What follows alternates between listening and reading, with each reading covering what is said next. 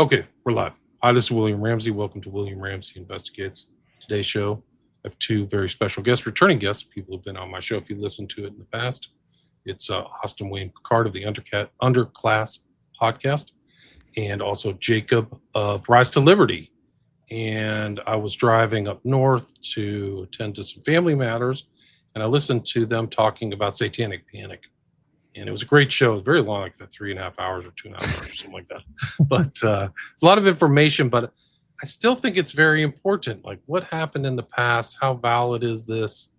And as usual, we were sitting down to start at like 4:05, and the pre-show went on for 20 minutes. So like, some of these are really interesting, but it's like talking shop in the kind of research community is very important. Because some of the stuff is interesting, but maybe it's not like for public consumption so much. I think it is for public. The thing is, I've been around for so long. I know like a lot of the backstories to a lot of these people. Like, I've literally published my first book 16 years ago, which is really crazy to think about it. But anyway, it's an important topic. It's still around in the literature. People still accuse people of satanic panic. The new one is the Epstein files, the moral panic, the same thing. Like, people are the panic in, they use this dumb term like the MAGA does, don't panic.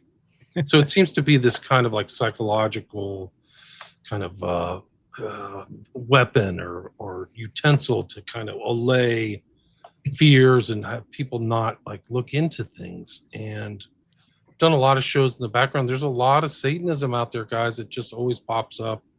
Doing another show on a Satanist guy tomorrow with Todd Wood, guy from South America, who drew on bodies, which, this stuff happens. I don't think it's that common, but people like try to deny it. But there's a lot here to talk about. Satanic panic pops up, like we were talking the pre-show, pops up in Epstein.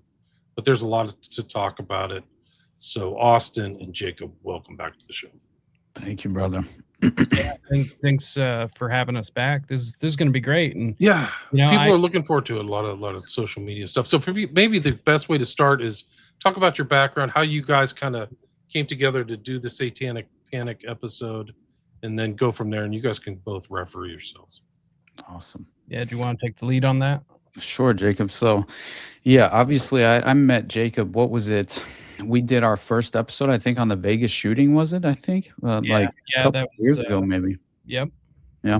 I was about 3 years into my show. I'm almost 6 now. So. Wow. Yeah, time flies, honestly. But yeah, instantly it felt like kismet. It was a natural conversation necessary to be had, and seemed to, just in terms of like what appeals to our kind of psychological pursuit into this world. It feels like a lot of our interests overlap very much so, especially, I don't know, the research that we've both done into many of these different cases tend to make conversations very easy and natural and organic, obviously, throughout the course of the conversation. So, and then inevitably later on, basically already dead, we needed a producer to fill the void, and we reached out to Jacob, and Jose kind of arranged that. But I thought it was a perfect kind of combination, right? And so it's really been nothing but uphill from there, downhill from there. And then whatever. It's an uphill struggle. It is an uphill struggle, but I will say, thank God that I've actually been able to cultivate these friendships and relationships, over this period of time of just having the podcast, because it was my ultimate goal. My priority in a real way was, I've said it many times, how isolated I felt and things of that nature in terms of just engaging in reality and the paradigm of power itself. And so, on a weekly basis, we're always having discussions post-show and things of that nature. So we're kind of workshopping ideas as we go. And Jacob's been basically doing a series on the Satanic Panic. So I thought no better time. And clearly, I think the Satanic Panic in general as a topic and subject matter has never been more relevant. And honestly, I don't see that changing anytime soon, especially considering what's happened with Epstein and every other thing we can legitimately use as a recent example. It's honestly just oversaturating the environment that we reside in at this point. And so It's a little bit too difficult and I think overwhelming at a certain level. But at the same time, this is why these relationships are so valuable, because you both kind of bring me back down to earth every time we have a discussion. And I realize I'm not alone in all of this.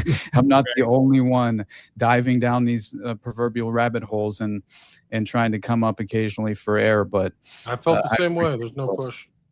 Yeah, for sure. And, I actually think that we're on the verge of, like, Satanic Panic 3.0.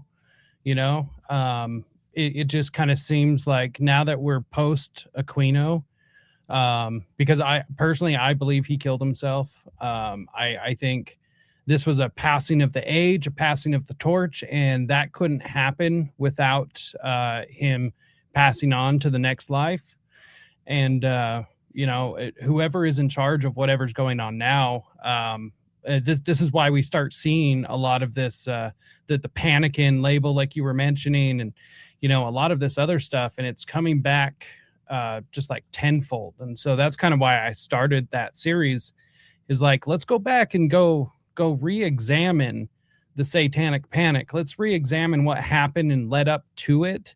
Let's look at Michelle Remembers, which seems to be like the most powerful book in the world that everyone just gives all this power to. They were just like, Michelle Remembers was released, and then everyone went insane. Mm-hmm. And it couldn't possibly be this sinister occult ideologies that are covertly permeating through modern society. There's no way that has any sort of Satanists don't hurt kids. Occultists have no interest in growing their numbers, and spreading their ideologies. That's absurd. Mm-hmm. That's why I feel like whenever just these conveniently crafted scapegoats that they've manufactured for themselves to engineer these cover-ups, right, in a real way, I think systematically, at every level. Debunking that whole, sorry to interrupt, Austin, but that whole chunk of just debunking. Yeah. This is what we're intended to believe, right? That this is a hysterical witch hunt narrative, largely caused by the irrational moral panic. And I just think, as we've said many times before, it's a deliberate oversimplification, right? And I think this mass hysteria was legitimate, and there was a reason why people were up in arms and I don't think overreacting, but legitimately reacting to this unfortunate realization of the threat we're truly facing, and especially the threat facing the most vulnerable among us, which are children with legitimate. When you have so many systematically entrenched avenues of procuring children and child victims and things of that nature, the threat is just, it's looming large. And once you begin to just fall into at least below the surface level research into these networks, and specifically these cases in regard to the Satanic Panic, it's never been more obvious to me, right, that this was, after what we experienced under Biden with wide open borders. And, I don't know if anyone remembers, but there was massive stories about the Biden administration trafficking hundreds of thousands of kids to people all over the interior of the United States. And it's like third world kids with no parents coming here and then disappearing. Like we don't know where those kids are. There's no record of them. And it's like, you're telling me that people being upset about this is hysterical? Like, this is absurd. This is absurd. No. This is actually something to panic about. Yeah. No, there was videos of these kids being brought across the border, drugged and stuff, like incredible stuff. And like somebody who'd been like, unspeakable acts on children, and no movement from the Biden administration. Right. Nobody even cared. So Kamala or anything, whose sister was involved in Pizzagate, by the way. Yeah. She's there with some other characters, but they don't seem to really even care about thousands and thousands and thousands of kids. Yeah. So it's a systemic ways. This is one of the ways we've learned that these people procure children in order to commit all kinds of heinous acts, from mind control on the individual level to mass large groups, all the way down to SRA and just standard ritual abuse. It's very interesting. No doubt, buddy. I think that's why they had to essentially create an organization. I think, multiple, many different, strategic fronts, you could say, I guess, in a way, but of given and granted that legitimate credibility in the mind's eye of the general public, right? As far as just the official authority figures designating this as some sort of credible organization like the False Memory Syndrome Foundation, right? I mean, it's like 100%. when you have cases like McMartin, when individuals on the scientific advisory board, right, of the FMSF are inserting themselves into these criminal cases that legitimately affect the welfare of these unfortunate children that are experiencing a level of traumatic abuse that I don't think all three of us could conceptualize as much as we've researched these things. And I don't think we really want to, honestly, as much as I personally can speak to that. But it's just, I think it was an organization to legitimately and systematically discredit the victims of this perverse child sexual abuse. 100%, dude. It literally, the False Memory Syndrome Foundation, I mean, is a collection of pedophiles, MK Ultra contractors, and, just genuinely sick people who have gone ahead and used a pseudoscience, a false, snake oil science, in order to silence the voice of millions and allow perpetrators to keep on perpetrating. Yeah. And I honestly wonder, do you remember that recent, I think it was like the Daily Mail, but a few different like mainstream publications actually picked up with this story and ran with it. But it was in regard to these declassified artichoke documents that proved our environment was essentially being weaponized for mind control purposes. In they're talking about soda, like basically the water supply being poisoned with these chemicals for that specific purpose. And so I wonder, vaccinations and all sorts of other exactly. Yeah. And so that led me to think through just a sort of thought experiment. How much have we been subconsciously affected by our environment at that level to be almost legitimately, or let's just say open to, embracing these false framework in terms of like these ideological, conceptual outcomes that I believe are kind of preordained, right? And I think it leads us into a trap where we effectively facilitate a dystopian agenda, and that is why I think it's so difficult to even breach the concept of having this conversation with just the average person, right? Because instantly, it's either I essentially need to shove my head into the sand and not address this overt and obvious threat that is looming large. I don't know. It's something that I view as basically a society that essentially reminds me of the Aldous Huxley quote. Do you guys remember Aldous Huxley basically talking about essentially mind control was what he was describing, right? But I thought it was so perfect because essentially he describes Manchurian candidates escaping the confines of a society largely under hypnosis is basically what he's discussing, right? And it just kind of stuck with me because he claimed one believes things because one has been conditioned to believe them. The nature of psychological compulsion is such that those who act under constraint remain under the impression that they are acting on their own initiative. The victim of mind manipulation does not know that he is a victim. To him, the walls of his prison are invisible, and he believes himself to be free. That he is not free is apparent only to other people. His servitude is strictly objective. And I always thought that resonated with me forever because it very much describes the individuals who will overtly and entirely become consumed with defending their own captors as if they are suffering from this version of Stockholm syndrome. Yeah. leaving these children who have experienced this level of sadistic abuse that we can never conceptualize, Yep. with no defenders and protectors to essentially seek justice on their behalf, Right. and let alone silence the families.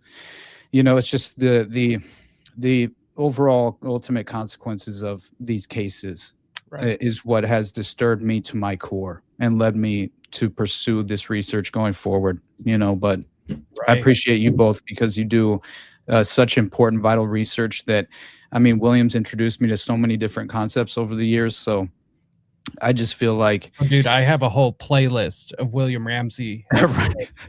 Absolutely. I'm watching him every single week to try and get caught up, because I've got hundreds of episodes to get caught up on. So yeah, I definitely appreciate the work you guys have done. And yeah, it is really nice to know I'm not the only one that sees a problem with this stuff and feels that it's worthwhile to actually try and get some of this information out. It's like, I saw an issue with some of this stuff. Like when you and I were talking, I'm still asking the question, why is it that we're taught about the Salem witch trial in school?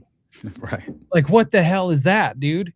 Like that doesn't make sense to me at all. It's crazy to me that we have this historical anchoring for, quote unquote, the witch hunt narrative, which is just wild.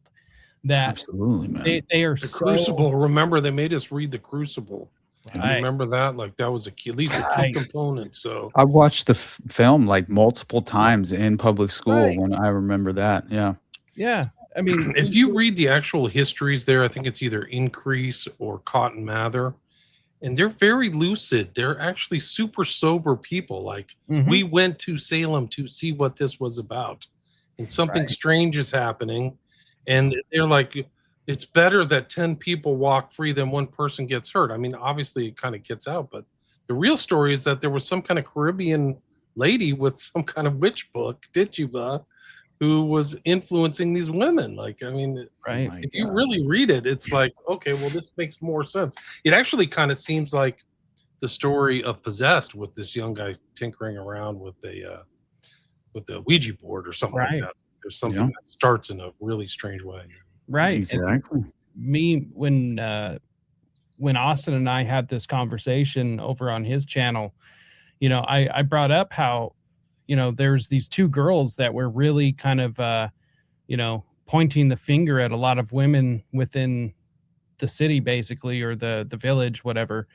And, back then, children were supposed to be seen and not heard. So all of a sudden, a 9-year-old and an 11-year-old, or maybe she was 12, start getting attention from everyone in the city, and you're telling me that, like, everyone paying attention to them, although it's something terrible, like, tell me you've never run across a kid that just wanted attention, even if it was bad attention.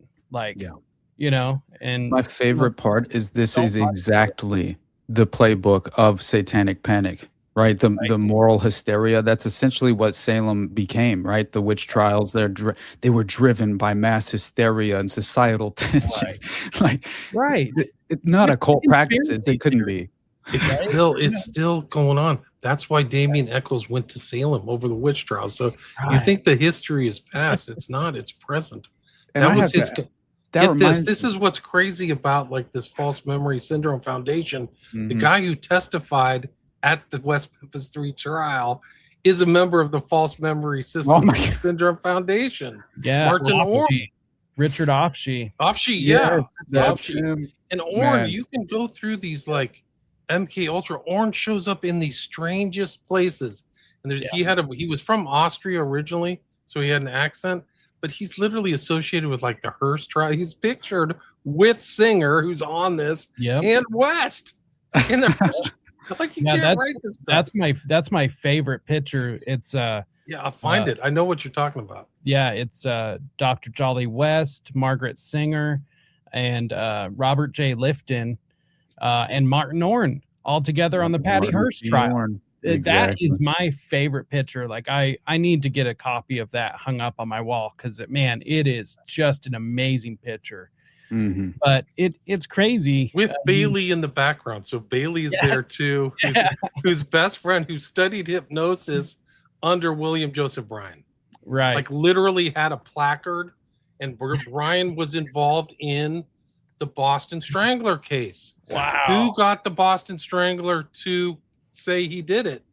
Right. William Joseph Bryan Jr. And who was his lawyer? Bailey. So they brought Bailey in as a fixer for Hearst. Oh my God. It was all fixed. All those people Right. are fake. Right. Right. And I mean, you start Here's West. He's with these are like historical figures. He's with Right. Jack Ruby. right. Who's Bella's Timothy lawyer? Spade. Who's Bella's one of best friends? Who carried the casket of William Joseph Bryan Jr.? Melvin Belli. Right. Jesus. That's Yeah. so ridiculous, man. Who did call Melvin Belli the Zodiac killer? Like the connections are just boggling. They boggle my mind. Seriously. Mm-hmm. I mean, so I actually did a deep dive into, the cornerstone of the false memory stuff, right? The Lost in the Mall study. Mm-hmm. Dude, I mean, Loftus lied. Flat out lied about this whole thing. I mean, so there were 30 people in the trial is what it came down to. And then these 30 people became 26, right? Or it was 24 because there were 6 dismissed. Wait, 6.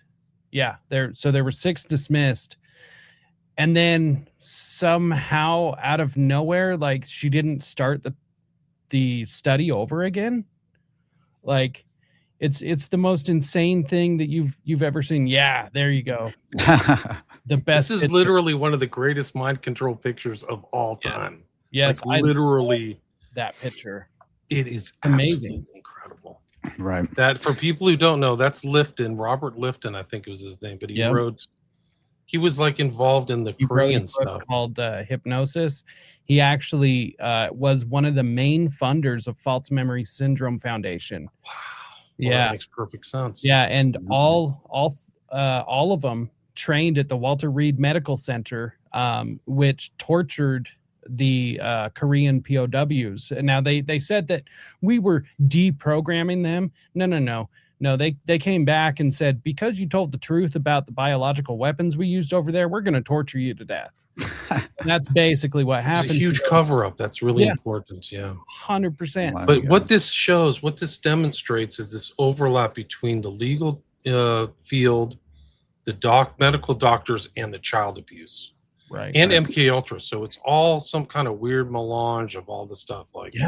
And it overlaps. And so some people put them in different boxes. But the best thing is a Venn diagram where they're like, oh, for sure. Yeah, and it's a religion to these people.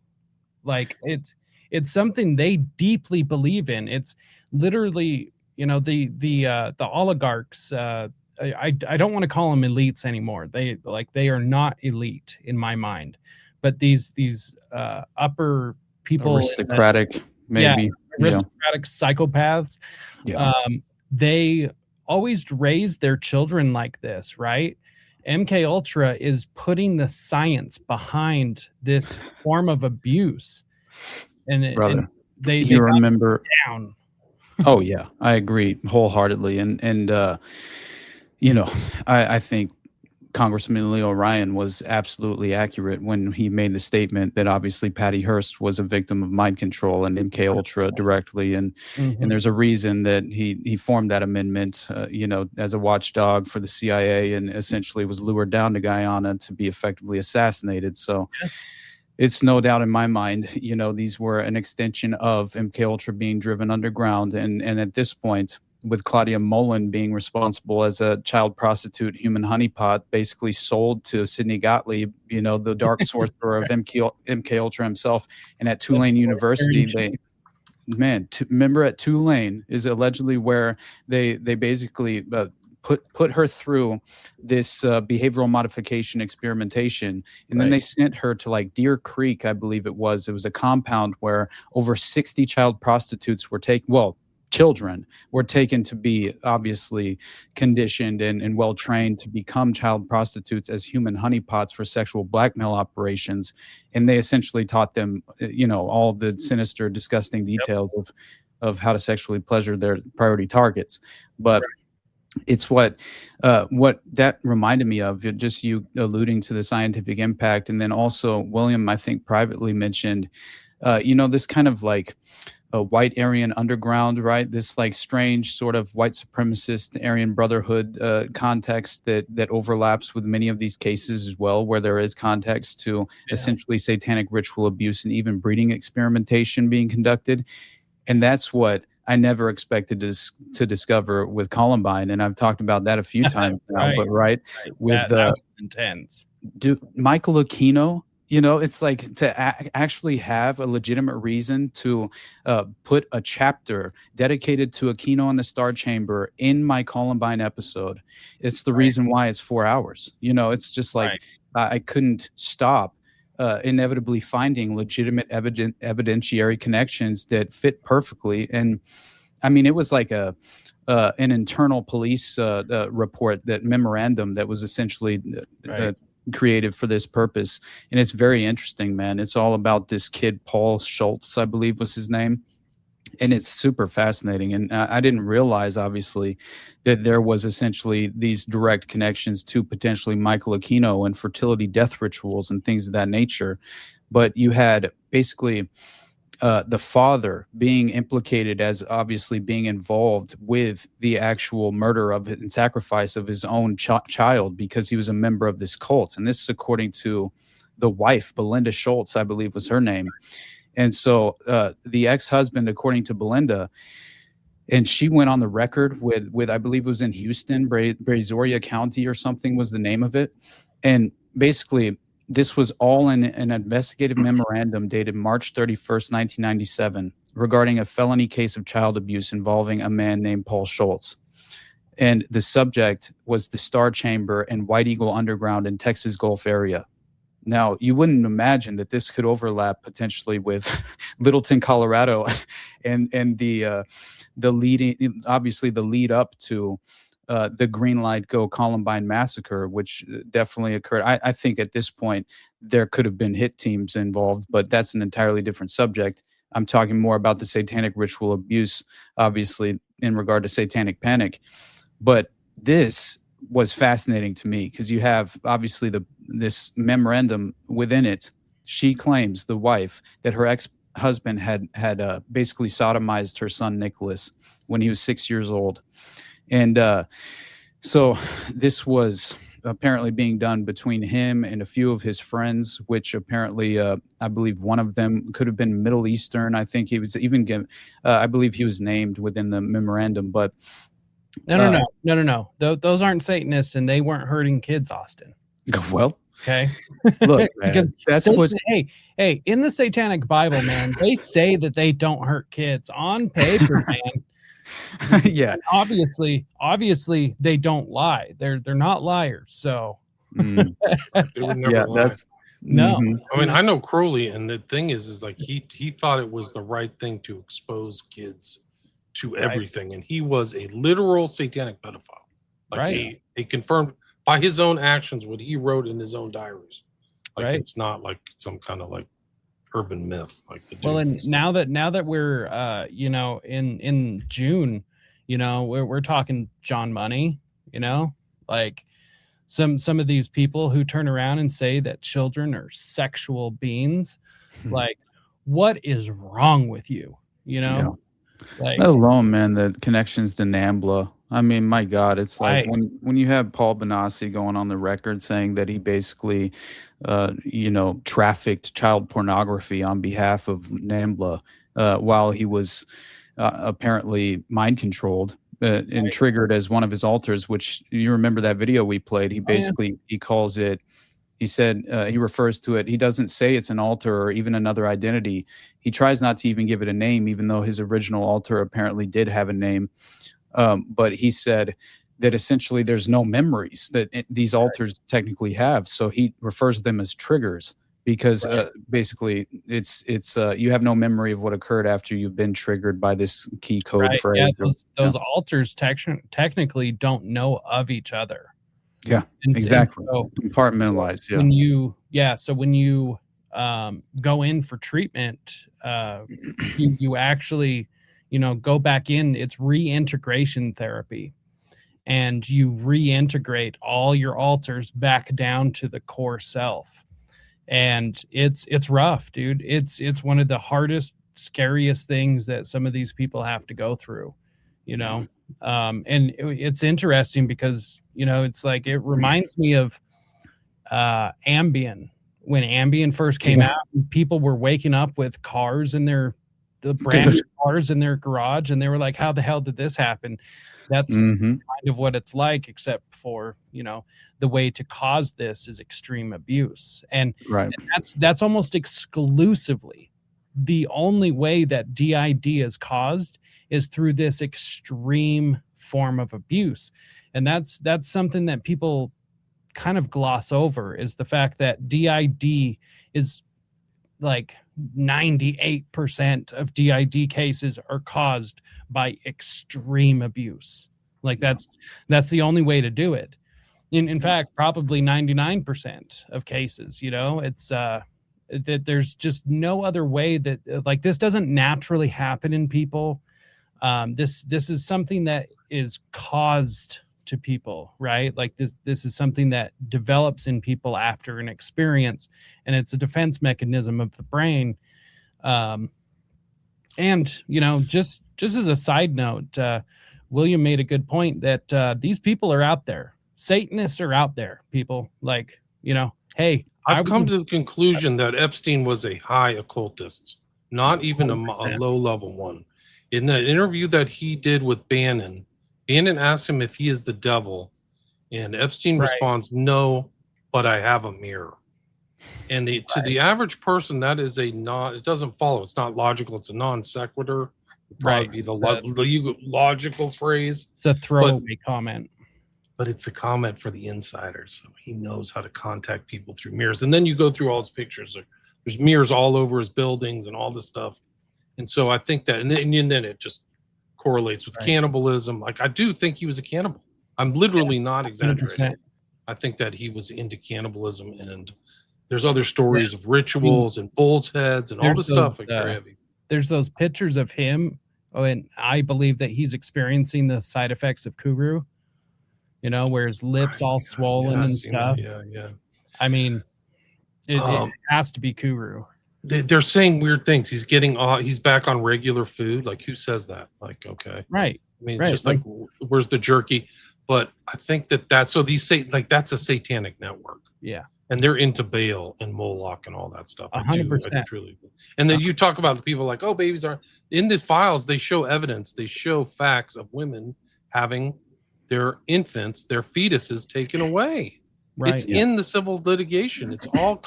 I'm surprised they let that out. I really am. Because where's my baby? Some doctor from Israel standing over me. What the heck? Exactly. That's why I legitimately do believe that there was breeding experiments taking place at Zorro Ranch. 100%. I agree with you. I mean, there's breeding experiments taking place at Planned Parenthood, let alone at Zorro Ranch. Right. I think they've been happening for a long time. Just for people, this is offshoot. This is a guy from the False Memory Syndrome Foundation on trial at the West Memphis 3 in 1992. Yeah. So these people permeate our whole society, man. It's so crazy. Mm-hmm. Yeah. And just real quick, Austin, and I'll let you cook. But I was a practicing Satanist for 10 years. And this is one of the things I like to tell people, because Satanists are everywhere. I'll tell you that. They're a lot more prevalent than you would think.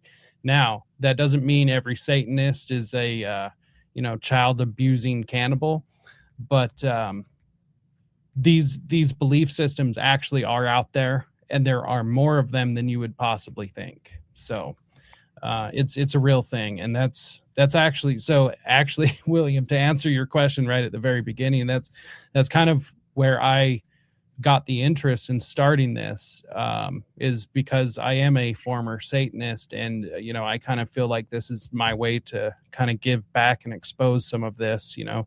Luckily, I never fell down that far down the rabbit hole to where I was abusing kids or anything. But yeah, it's these people do exist. Is my point. Many variations in many different forms. Maestro, I know a lot about Epstein and Lolita. I will be doing a show on that soon.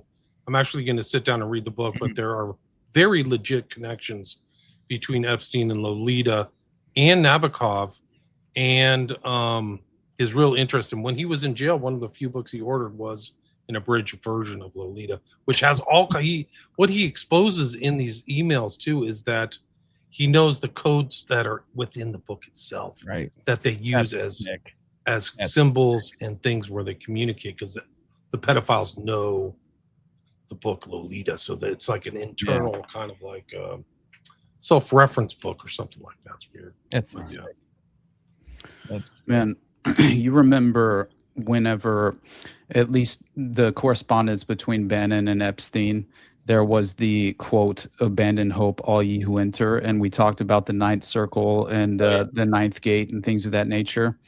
Oh yeah. So I had not too long ago, I had found an additional connection to that, and it was essentially through this 1885 newspaper. Basically, this Pall Mall Gazette is what it was called, and it was through the resource Simon Dovey, the author of "I Had the Chicken Hawk," because that's who Simon.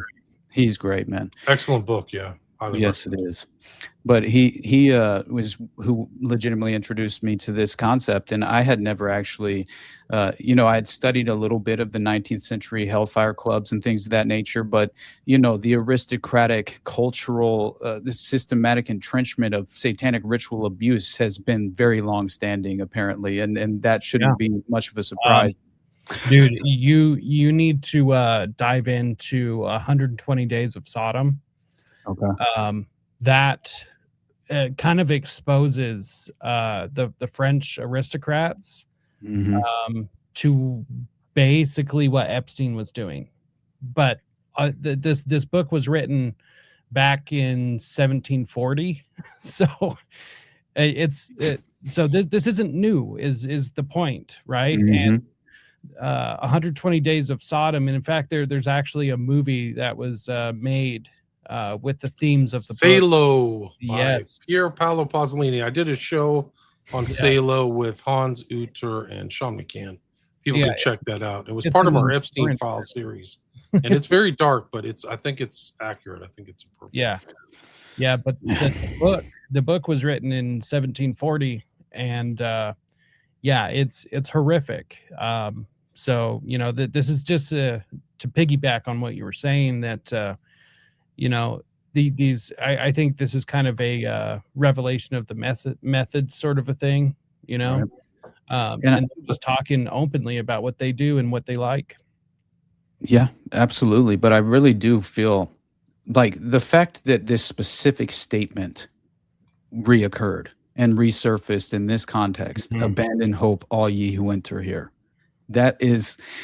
it just caught me off guard, right? It was like a fascinating connection. And this was, I believe his name was William Stead. And he was basically this aristocrat himself, essentially, right? He was a scholar, and I think a founding member of Cecil Rhodes Society. So he's Illuminati confirmed in a way, right? But at the same time, you would have to imagine some of these individuals might actually be ethically opposed to the abduction and the satanic ritual, let's just say blood sacrifice of vulnerable children. You could imagine a world where even certain aristocrats who are welcomed into that kind of environment would be ethically opposed and kind of caught off guard in a way as they realize the scope of this sinister level of kind of just, it's almost like a cultural, it seems as if it's been well integrated in human civilization for far too long, right? Well, there were those two guys out of the Epstein files that basically told Epstein to kick rocks, right?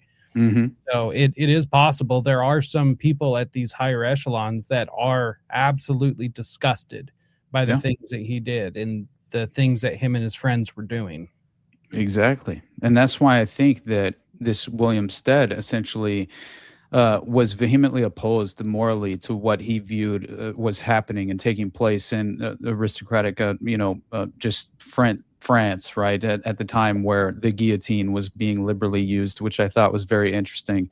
But at the same point, I thought, just as far as the French aristocracy being heavily involved in essentially raping these young virgins, you know, and very many different extreme, obvious descriptions of that taking place in the course of this.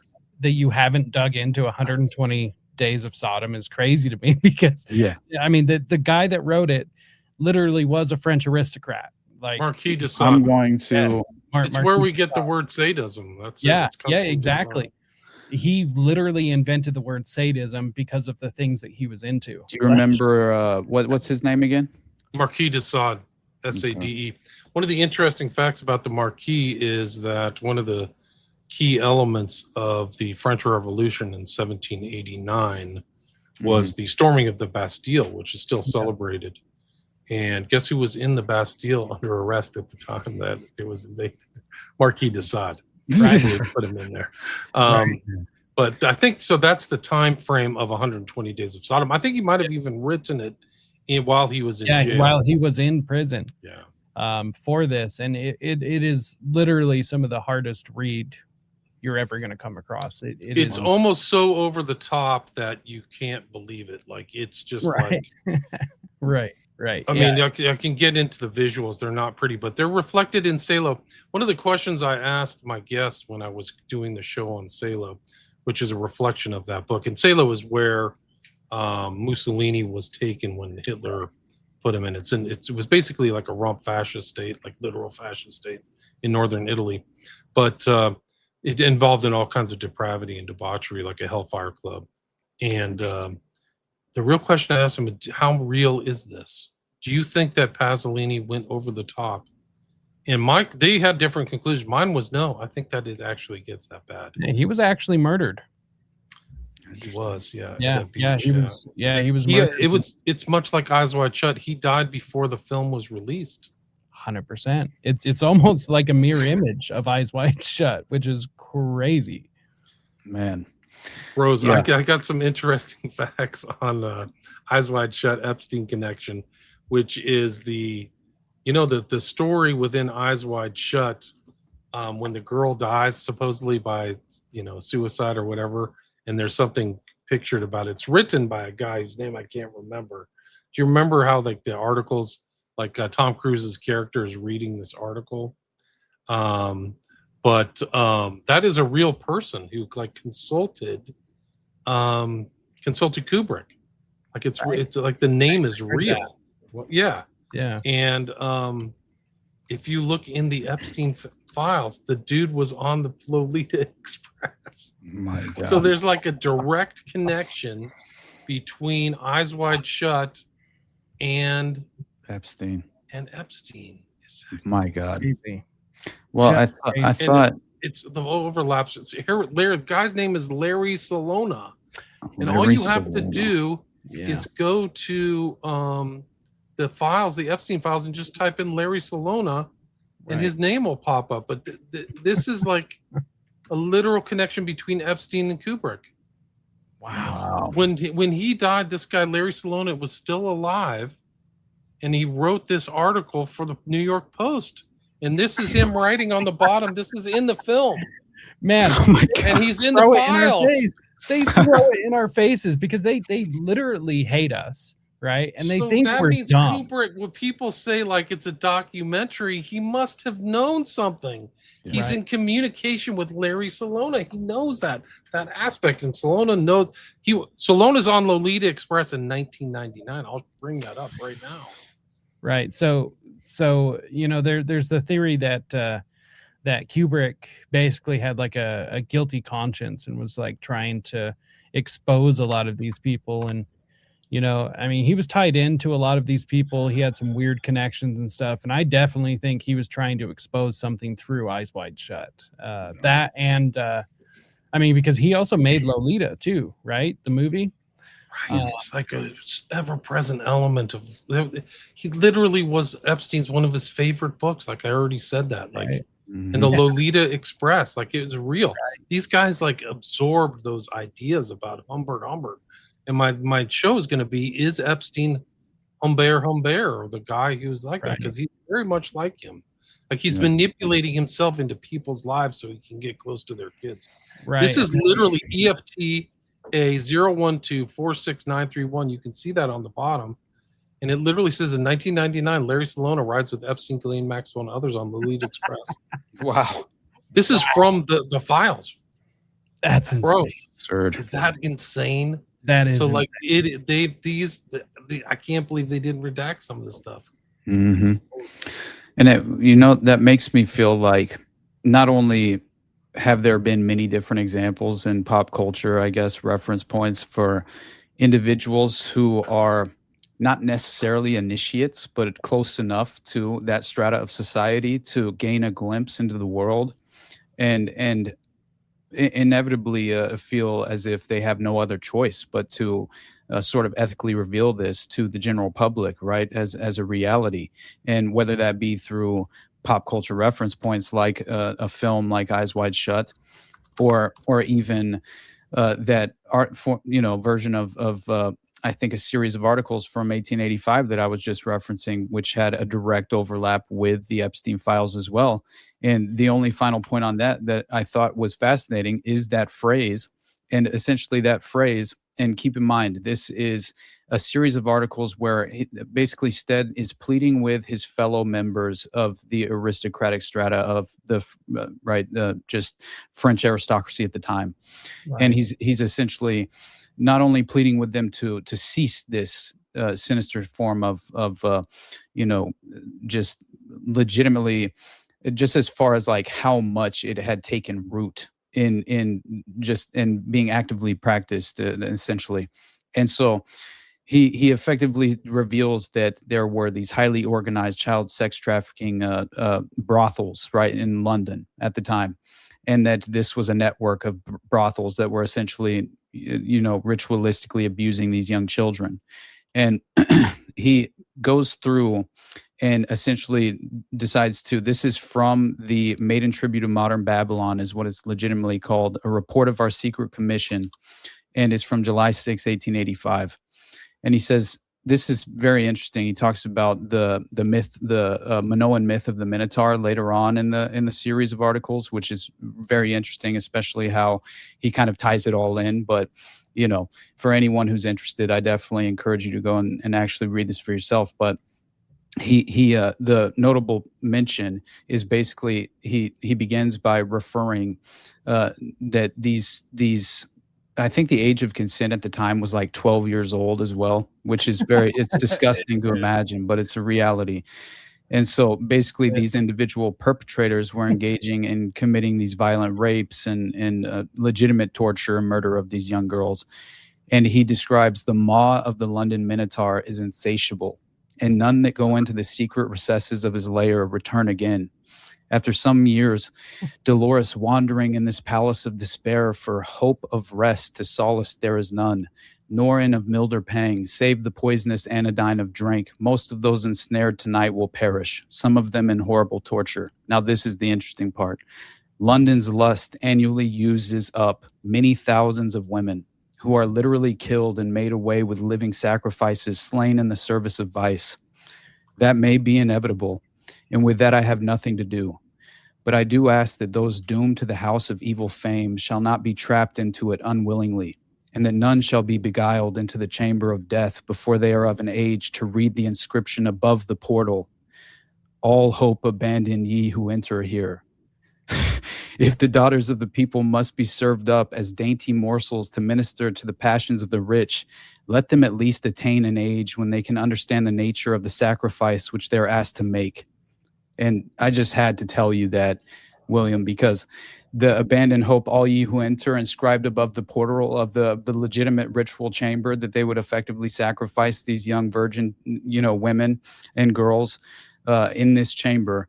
And it reminds me, obviously, of the disappearance and ritual murder of Emanuela Orlandi, right, which we discussed regarding the Ninth Circle, child sex sacrificing cult, and the Vatican connection.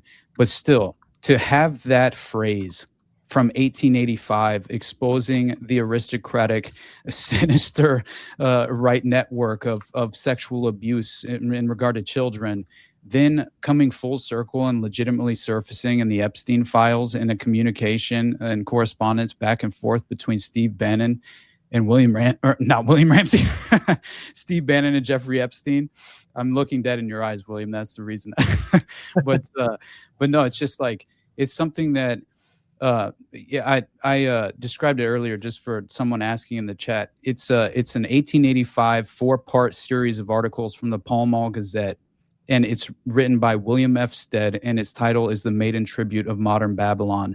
And it's disgusting, and I think a reflection on the world we reside in at this very moment. And to imagine this sinister subculture didn't effectively metastasize and essentially flee to the States, right? Which I do think many of the original settlers potentially were pagans, ritualistically practicing this strange form of ideology. But I don't believe this form of Satanism is anything new.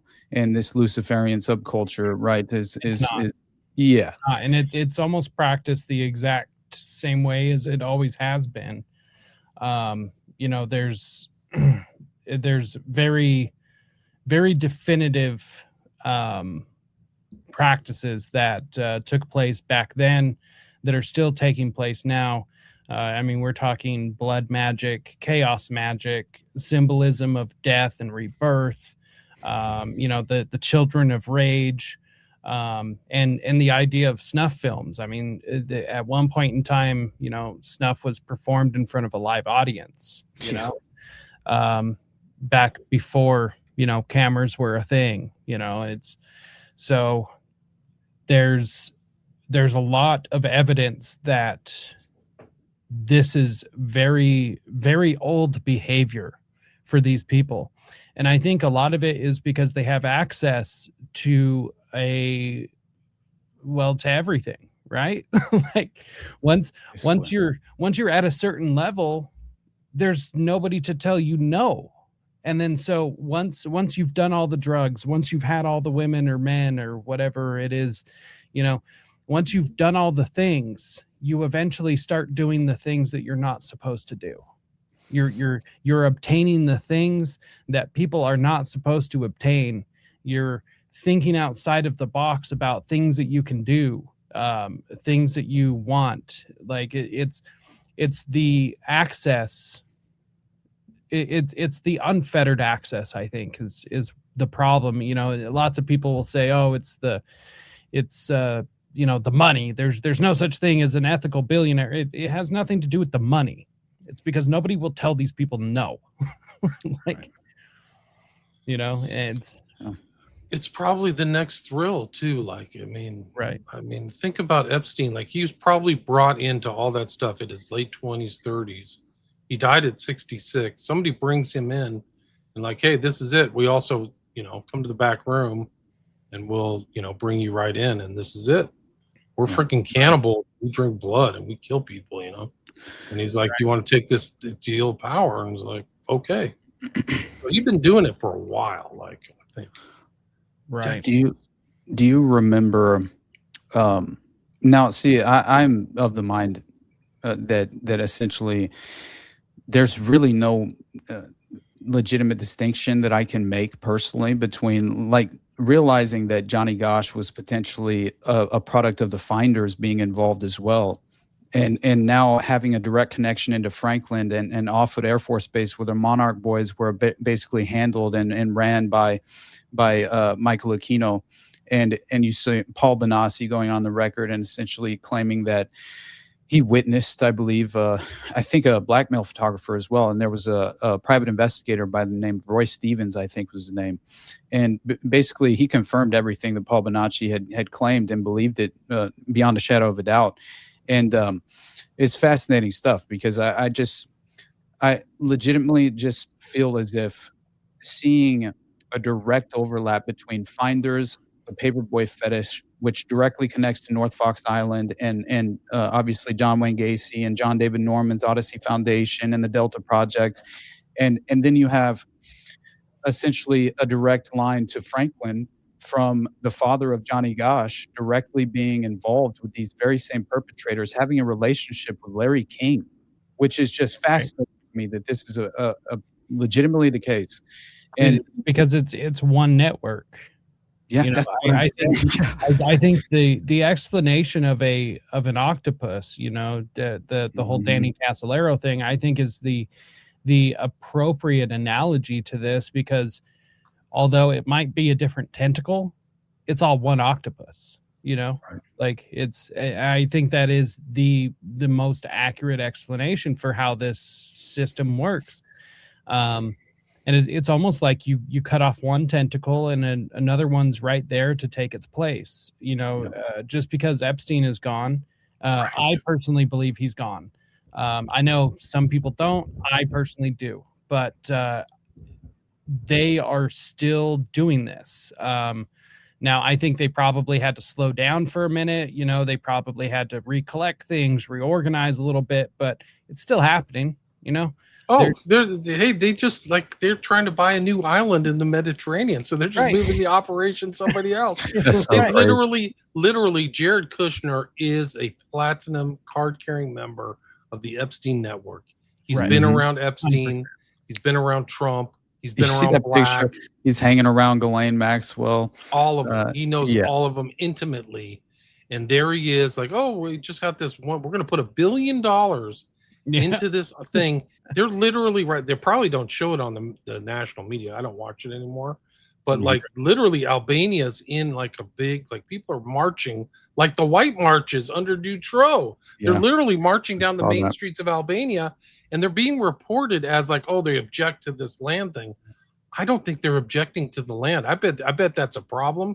I think they're objecting that they're going to have another Epstein Island, and their kids are going to be taken away and raped and abused and disappeared. Yeah. And that's what they should really be afraid of. Which because Ivanka was brought up in that too from a very early age. 100%. I was looking at pictures of Trump let her have pictures taken by notorious dude John Casablancas when she was 13. So that's Trump's mentality, guys. Right. It's Roy, where's my Roy Cohn? I can't get over the fact that Roy Cohn is legitimately being gifted. Legitimately his mentor, Trump's mentor. He's Trump's mentor, but he raped Richard Kerr from the Concora Boys Home. I can say that legitimately on the record, which is just like the fact of the matter is when you realize that the scope of this is he was running sexual blackmail operations on behalf of the CIA. And this is and by the way, you saw Jared Kushner say that he had that private meeting with Albania's prime minister on Nat Rothschild's boat. Who's in there pictured with all these Epstein people. Exactly. Like what is incredible. I know. It's absolutely incredible. That's why, dude, if anybody, that's Italy. They keep saying it's like that island is in the middle of the Mediterranean. Right. It kind of is, but it's really in the Adriatic Sea, I think. Right. And it's in between Italy and Albania and all these other kind of semi-poor, Balkan areas. They can't let those people anywhere close to them. They cannot. I mean, these people are dangerous. They're super dangerous. Right. Jared Kushner's involved in this whole Iranian war. Just this bogus negotiation. He's friends with Netanyahu, who may be dead. I don't even know. Well, this is so bad. He had that office in Manhattan where the address of the building was 666. He got bailed out, much like Trump. They got in trouble. Let me address this guy from the chat. Mike, there's no way that I fell for the COVID scam. I don't even know what you're talking about. I did a 47 episode thing called Bioweapon Blues, guys. So you can watch.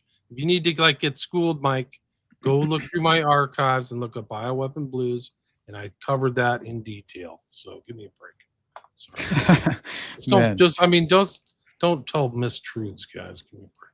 Right. Anyway, the Epstein thing is still it's still alive. These guys are up to no good. Let's see what you're reading from again, Austin. That was the Snell book, or what is it? William F. Stead. It was. You're asking about the Daniel from chat. Oh, okay. Yeah, it's the Maiden Tribute of Modern Babylon is the name of the series of articles from 1885, and William F. Stead is the journalist who published this 4-part series in the Pall Mall Gazette.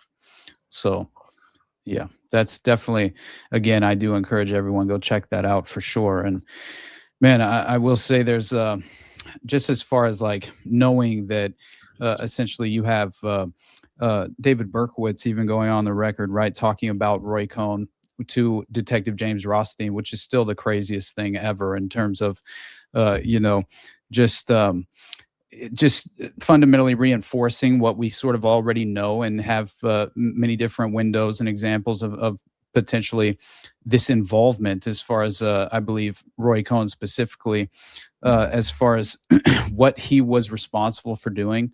I find it to be one of the most disgusting things that no one seems to be aware of. And that's what's most disturbing to me is the fact that this has basically gone, outside of just sort of like it's very much below the surface of just, the average person even fundamentally being exposed to this line of evidence. But when you have, I believe it was Maury Terry, right? It was from his book, The Ultimate Evil, when he talks about Berkowitz, Process Church, Roy Cohn, Human Compromise Connection. And he legitimately claims that basically David Berkowitz had told him that the process was providing children for sex at parties held by wealthy people in Westchester, Manhattan, Connecticut, Long Island. Berkowitz also informed Maury Terry that one of these parties were held at Roy Cohn's house in Connecticut.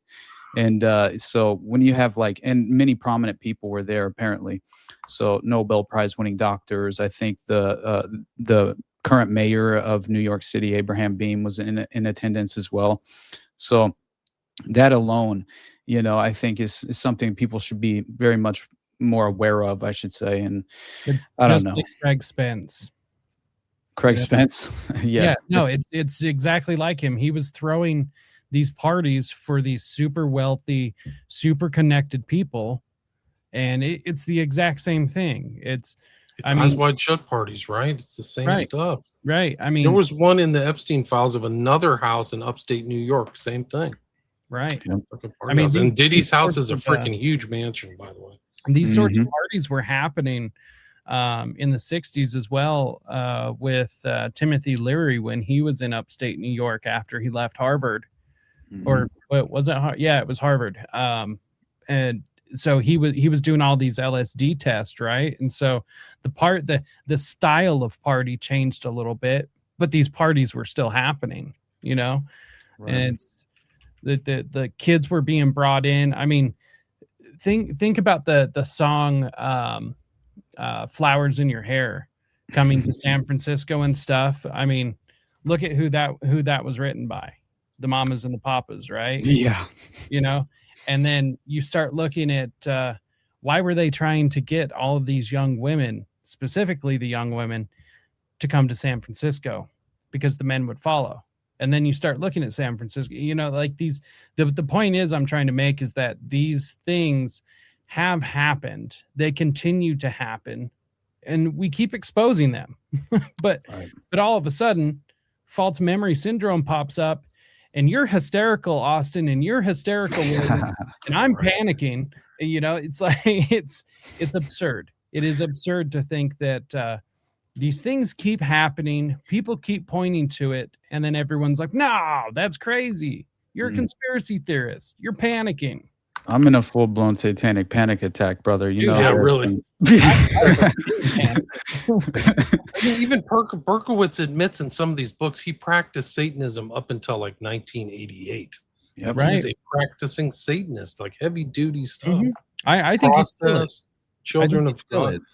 Well, I hope he's not, because he sent me a letter in February 2026. No thanking way. me for all my work. Yeah. Wow. Wow. Yeah, dear Well, I Mr. have Ramsey, I wish say, to thank you for the podcast you did with my friend. I'm Oh very my God. appreciative of your efforts. On and on and on. And then he goes, the store on Melrose Avenue was sealed tightly whenever it was closed. I had a burglar alarm installed, which was very loud. It says some specific details. And then he goes, I could go on and on. If you have any Wow. questions, feel free to drop me a line. But again, I wish to thank you for your help. God bless you, Mr. Ramsey. David Berkowitz. Wow. That's amazing.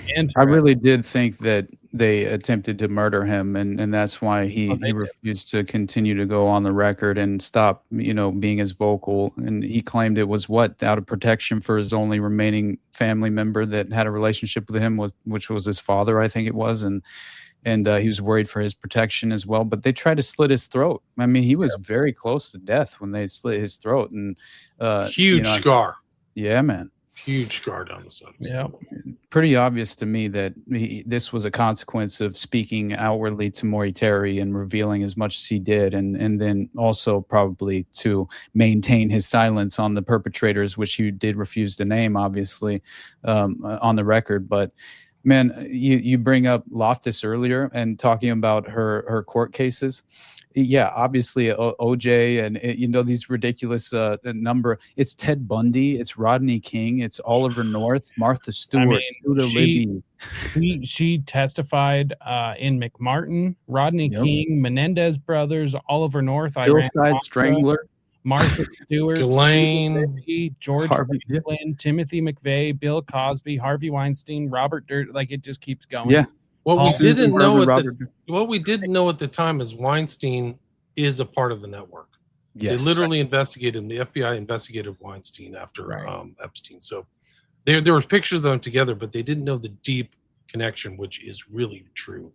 Right. So it makes sense that, like, I think McGowan, who was a child of God, said the dude raped 1,000 to 2,000 people.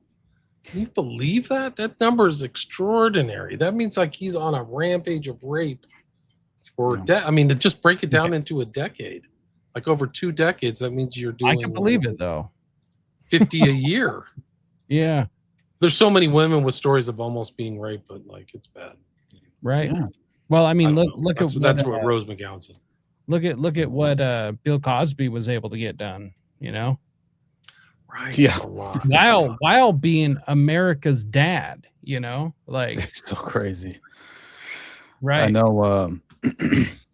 I just think it's honestly, when it boils down to it, and you see the overlapping nature of what seems to be an kind of like this overwhelming pedophile underworld that seems to be very well entrenched, and I think systematically by the intelligence apparatus who are behind a lot of this legitimate. I think these are sub projects that are consistently going forward, and we're just catching glimpses into the just.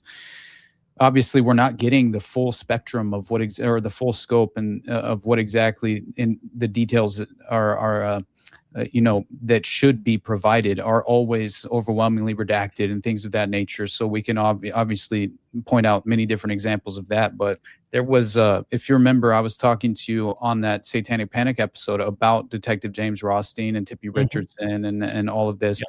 Well, there was an additional connection he had made with Johnny Gosch.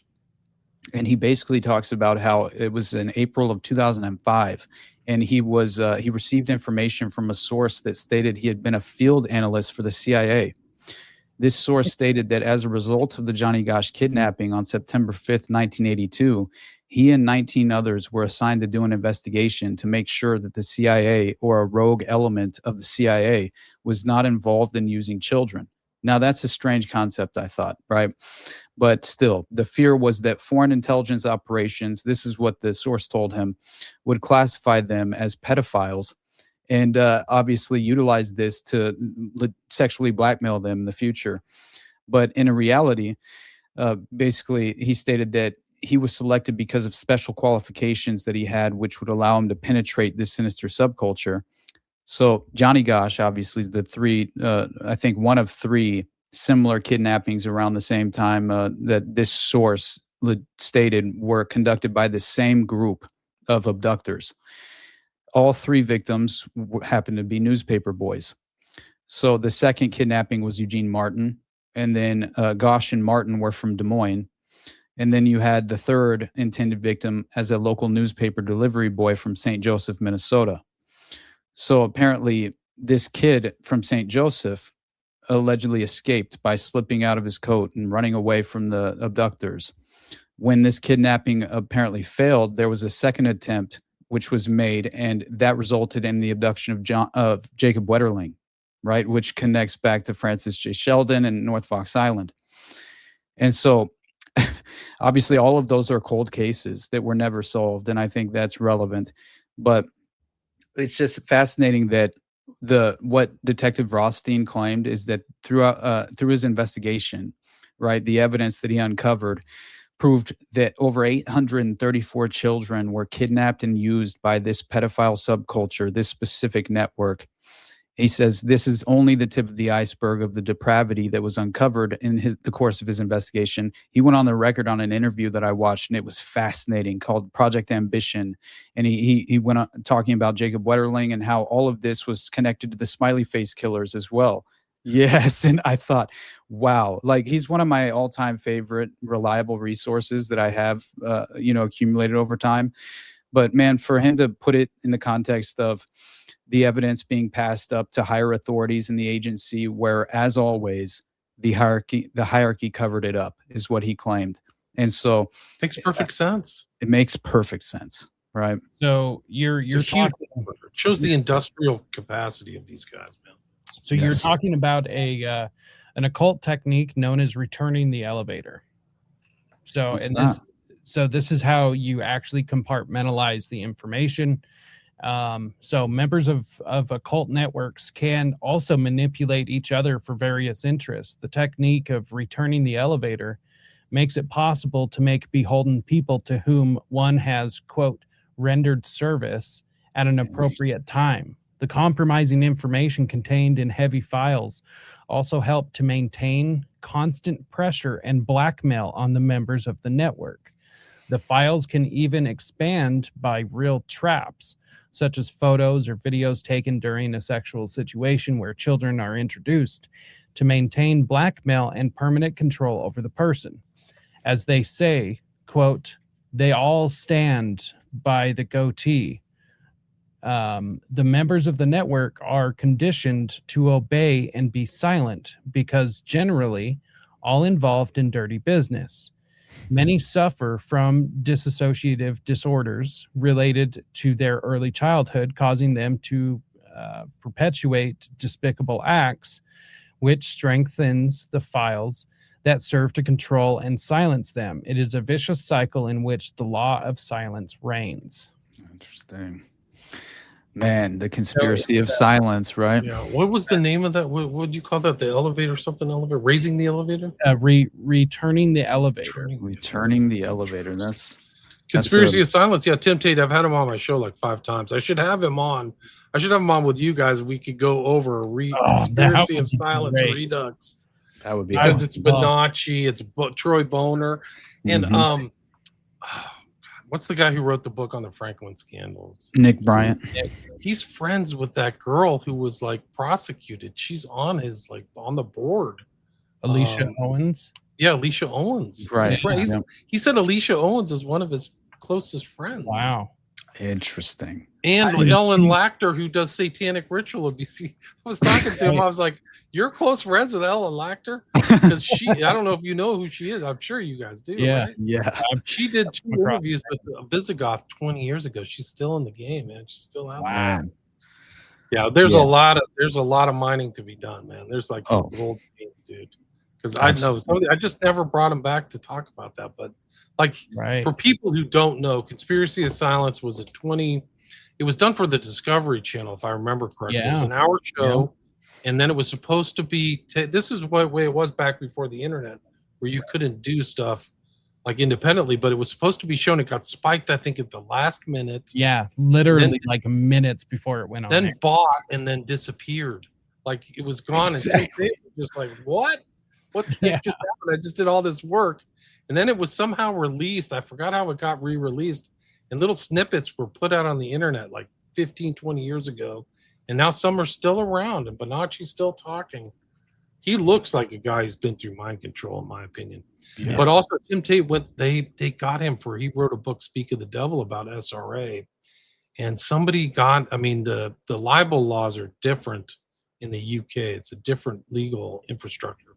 And they got him for some kind of thing, just calling like a cop something weird. Like, it wasn't like the guy said, you know, I saw you sacrifice, you know, some part something, or like, it was a very light thing, but he had to take it off the market. So he's had 2 projects spiked. Like, he cannot publish Speak of the Devil. Right. And this is the way it is. So it's like, oh, you're all lying, but we're also going to make sure you're censored too. Right. Which, I mean, to me, that right there, if they're telling the truth and they're not Satanists and they're not hurting kids and everything, then why? What's the innocent explanation? So the only explanation to me, Satanists and hurting kids. Like, I don't. Yeah, the Alicia Owens thing is crazy. She complained about the illegal activity and they put her in jail. Right. So Right. nuts. Yeah. The what was it?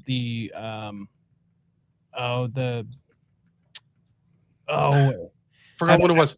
They dismissed the cases. They threatened her and said, if you do not recant your story, you're going for, like, I can't even remember what they said. But it was the grand jury that told her that. They And then threatened the hell out of her. Yeah. Yeah. And then she refused to recant her story, which good on her. Mhm. She stuck to her guns and actually did time for this. Like, that's I gotta reach. I gotta do some more. There's some good more stuff. I gotta reach out to these guys. You got to get them on the record. It's so important because right. just like as somebody who's like archiving Visigoth stuff, all that stuff is still relevant, man. Some of those are still contemporary. The information is contemporary and still important, and also as a timestamp from what people understood at any given time. So right. I'm glad that those people are still out talking. Absolutely. But I do think that's exactly the playbook that the intelligence community utilizes to cover up any sort of real, credible resource. Let's just say even a personal victim, like who's experienced and been a part of, like we were just discussing last night on Already Dead, Al and Jeannie Mills, who were murdered after Jonestown, right? And they were one of the most vocal critics who were former People's Temple members. And it's such a strange story. Basically, Eddie, their 17-year-old son, had gunpowder residue on his fingers and became basically the key suspect from the authorities who responded, because he had no memory, but someone allegedly broke into his home, even though there was no signs of a break-in, and just flat out executed his entire family, both his parents and his sister.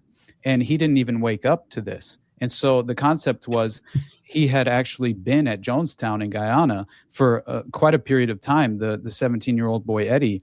And so he basically could have even been conditioned and programmed as a Manchurian to have been given the green light to essentially eradicate these loose lips who were vocal critics of Jonestown following the massacre. And the exact same thing that they did with obviously the conspiracy of silence, they essentially did to Jeannie Mills' book, right? Which as soon as she attempted to publish her book, which was called 6 Years with God, I believe, there was an obscure newly formed publishing company that took it out of print almost immediately, then simply ceased to exist. It's called privishing. It's an actual word because there's a woman who her name was Charlotte, but she wrote something about the Rockefellers. It was about one of the Rockefeller brothers, but it was called Thy Will Be Done. And the publishing house bought it and then refused to publish. They sold it. Oh. And it's an epic book. It's like 600 pages. It goes in, it's Nelson and David, how they tried to take over South America, which they kind of did. Right. But it's like, it was just a magnum opus, and it just never saw the light of day for 20 years. So that's kind of like Into the Buzzsaw, that book talking about media companies literally shelving stories from journalists, and it kind of like what's her name who talked about Epstein, how she mentioned that they had the entire story on Epstein for years. Oh yeah, that There were journalist. a couple of journalists who said that, right? Yeah. Was it that female from ABC or something? I can't remember now. Yeah, that girl from ABC. Yeah. I mean, it's out there. I mean, and then if it gets published, the FBI literally would take it off, just like the song from Rage Against the Machine. They would literally take stuff off the shelf and like hide it from the like that's J. Edgar Hoover's job, man. Right. It's like full censorship. So Mhm. people Yeah, cannot which, by believe the this way- stuff is real. It's really is real. J. Edgar is sexually blackmailed by Roy Cohn at the Blue Suite parties. Oh no! Right. This is Which- never ending. Which the Blue Suite is in the Grand America, now owned by Trump. Exactly. Right, who saw all the files from the Epstein files and redacted who has the unredacted files? The Yes. Trump administration. Yes. Who was the front person to do the redactions that took 500 people in Northern Virginia, millions of dollars in overtime to redact? Who was the front person who did that? Todd Blanche, who is Todd our Blanche. acting attorney general. Attorney You cannot General. write this. He's No. literally the worst person in Mhm. human history who should ever be an attorney general of the United States. He's literally up for the AG. Yeah. And I think they were interviewing him today or yesterday. Epstein died under Trump's first administration. Right. He He was murdered. Come on. Exactly. They Right. faked this story. Right. Mhm. Right, 100%. 100%. I mean, They're trying to kill him. They keep asking. I mean, you can do the shows I've done on the MCC. Right. You can look at them. He keeps saying, "I'm not suicidal." They actually handed him a document saying, "Sign this. It says you're suicidal." He's like, "No, I'm not signing this." When they arrested him at Teterboro Airport, they asked him if he was suicidal. Who does that? That's It's in the crazy. records. He's a narcissist. Narcissists don't kill themselves. They just don't. They just don't. And he was a genuine narcissist. So He when also you was see- fastidious about his health. He wasn't like a reckless guy. Right.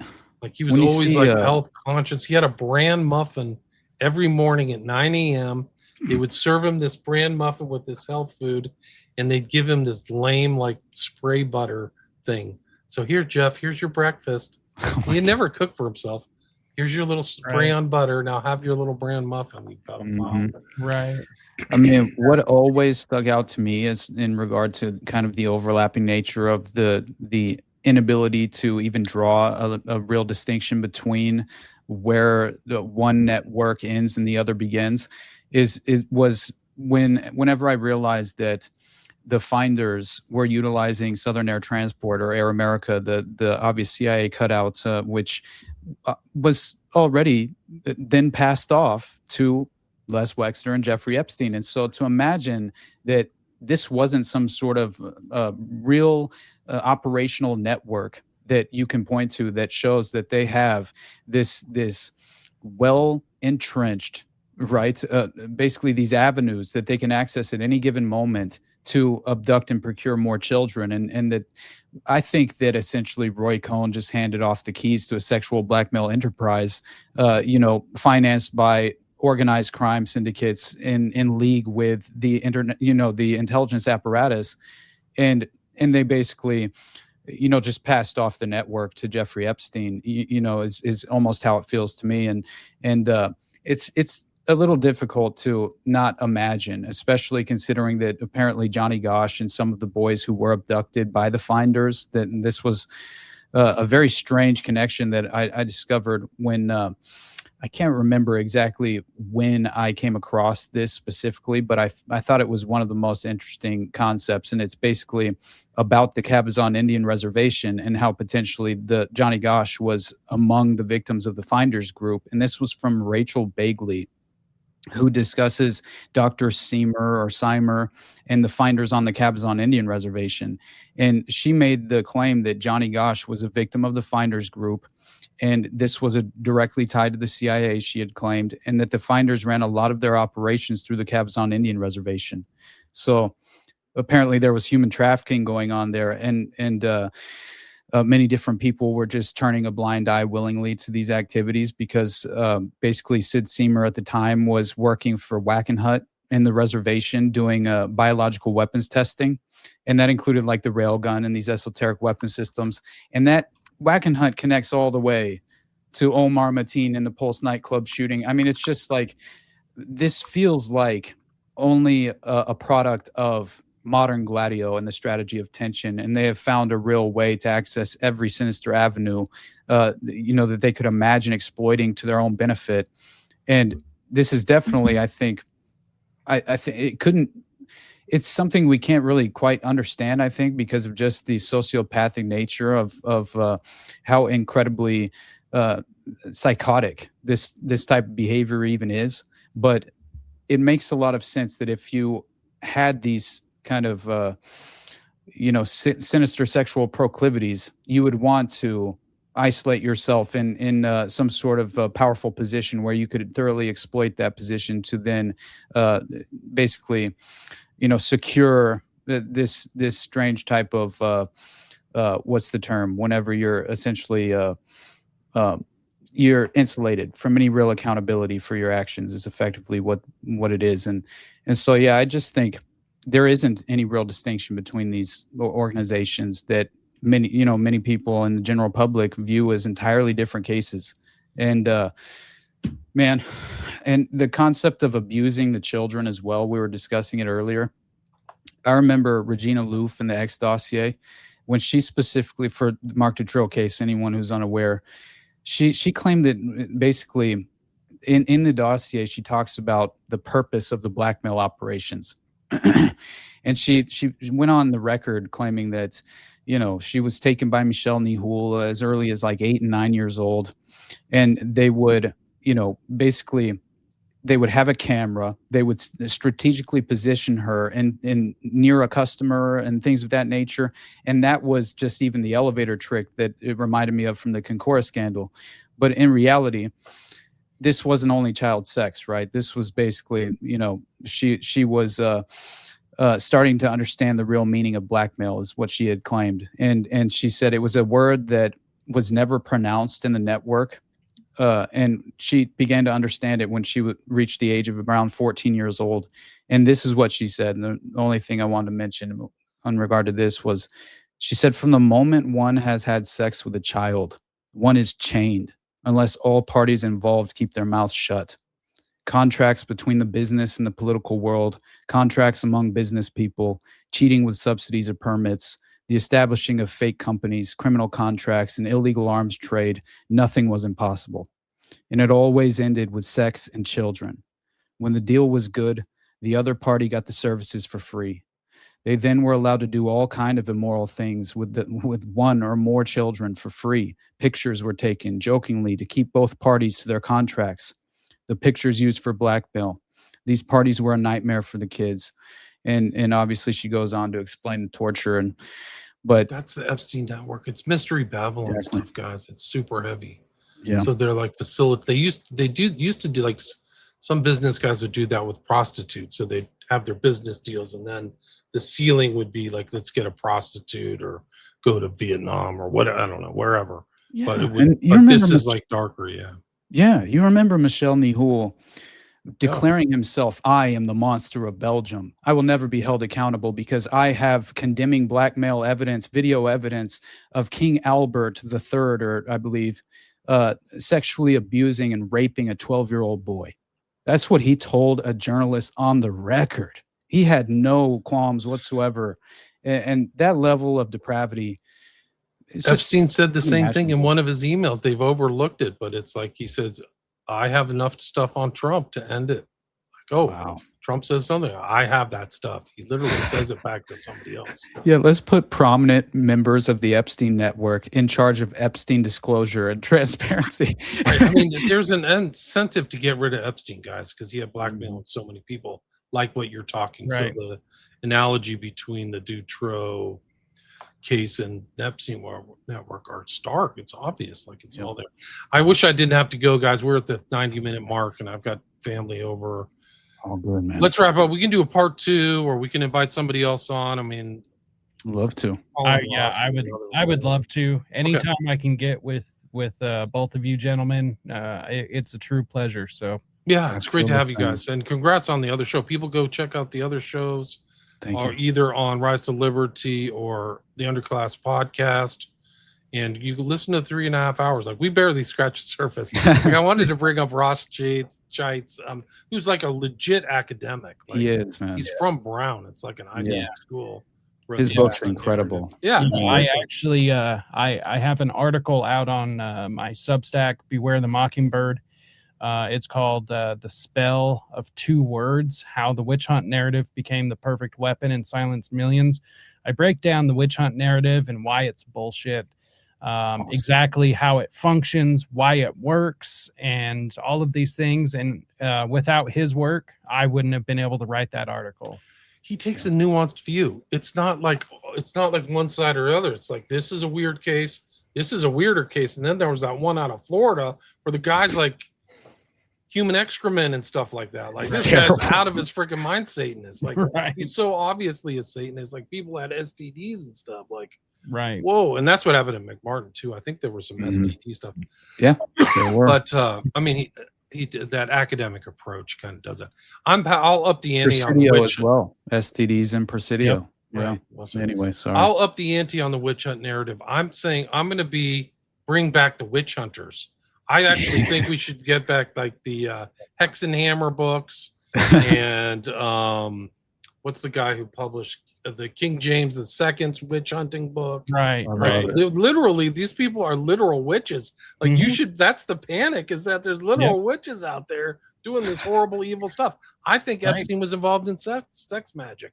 I think that's why he was so. I mean, he was seen as this highly promiscuous guy, but I think that he's doing sex magical rituals, right? And that's why he's doing it all the time, because it doesn't comport with kind of maybe it does, but it's just it's the regimen itself seems very odd. A deviant sexual desire, but this seems a little hyperactive. It's above. It's above. It's like that's what Crowley did, but see, Crowley would do all that stuff. There's similarities. There's things that rhyme, but we'll do a part 2, and there's a lot more to talk about. And I mean, some of these other cases where it's clearly involved, like we didn't even get. I don't think some of these stuff. The Fear Machine we didn't talk about. Spell of Two Words.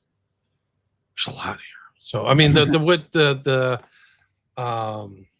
satanic panic is a loaded term, much like conspiracy theorists. But why don't you guys kind of finish up and add anything I missed or anything, and promote yourself? I just think it was strategically designed as another pejorative to wield against us and weaponize it as a tool to undermine and especially undermine the child victims. That's what's so grossly disgusting to me, especially in terms of FMSF and their involvement with all of these cases as well. So when you have a systematic effort to deny the victims their what they deserve, which is a real path toward justice and accountability, our system is internally destroyed, is almost how I feel. So anyway, I'll keep it short. I just want to tell you guys how much I'm grateful. I'm forever grateful for both of you. And I appreciate these opportunities, and I can't wait for the next one. So everybody check out my podcast for sure. Check out the Underclass, subscribe to the Rumble. If you have the means, support me on Patreon. We just did, I believe, episode 59 of whatever this is with me and Brad Binkley and Sam Tripoli, and it was a great time. And then also, obviously, check out Already Dead every Tuesday, 9:30 p.m. Eastern Time. Me and Jacob and Jose, we're always trying to navigate the waters, right? The muddy waters of the demoralization media cycle of the week. So, I love you all, and I appreciate you both. Yeah, thank you again for having us on, William. Just kind of to close out on all of this, there's something I wanted to read real quick, and that's the research on mind control carried out by the Nazis and then by the CIA was developed to make ritual abuses religious, and of the resulting personality disorders a true scientific psychiatric. MK's secret government programs and satanic ritual abuses practiced in a transgenerational manner are therefore intimately linked.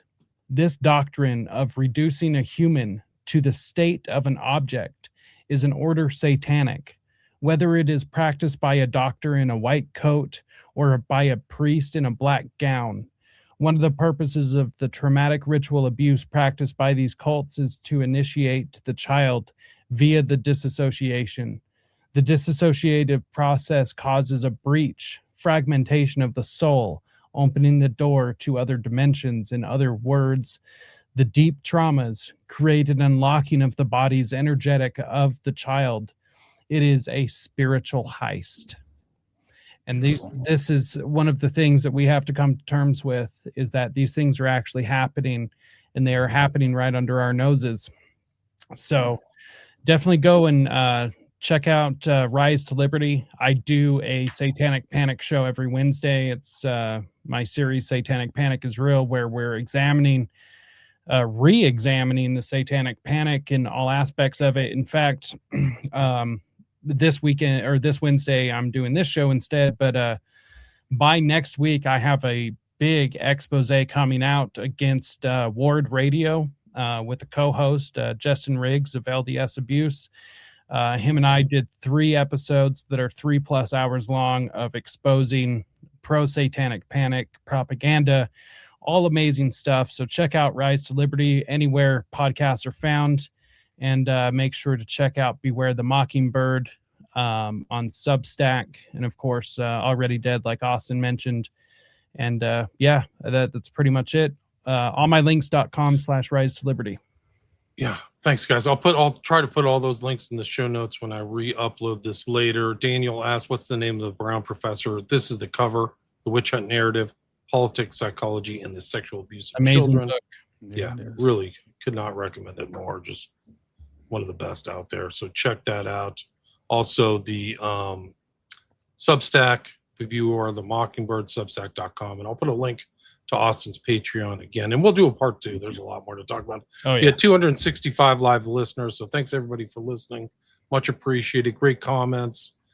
And please share the show. Like, you don't have to give us money. I appreciate all the super chats and stuff like that. But one of the things probably worth more than money is just talk to your friends about the show over if you're having dinner or talking to friends. Literally, I actually think that the grapevine, the verbal grapevine, or chatting over pool or darts or whatever you do, baseball, softball in the evening, talking about these shows is probably even more important than a social media post. But if you can do things to help get the information out, they're very simple. And moreover, more importantly, maybe, is they're free.